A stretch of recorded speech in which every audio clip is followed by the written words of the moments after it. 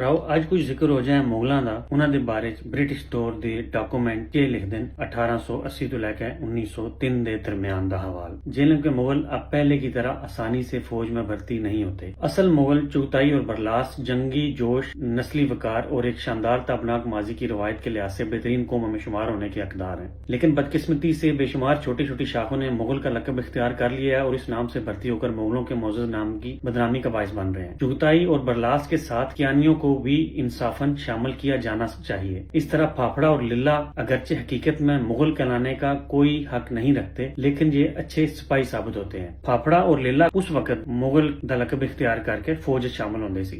Document कह रहे हैं, मैं नहीं कह रहा। तो हम बेवकत और गैर मारूफ कबीलों की एक बड़ी तादाद जिनका जंगी शोहरत से कोई तल्लक नहीं अपने आप को मुगल नस्ल जाहिर करने लगे हैं, इसलिए खास तौर पर एहतियात जरूरी है। मुगल इस कदर मुख्तलिफ अनवा हैं कि ये कहना मुश्किल है कि उनका असल मकाम क्या है। इनमें से कुछ का रुतबा काफी बुलंद है जबकि दीगर का बिल्कुल नहीं। इनका लक़ब मिर्जा है। शख्सियात में अगरचे मुगल कोई नुमाया नाम नहीं रखते, ताहम मशरकी कोई नमक के सिलसिले में काक कबीले के शेरबाज खान ऑफ लहर सुल्तानपुर एक काबिल जिक्र बुजुर्ग हैं, लेकिन चौटाला के निवाही मुगल देहात में कोई खास शख्सियत दिखाई नहीं देती। ये जनाब उस वक्त मुगलों के बारे जिक्र हुकूमती दस्तावेजात भी।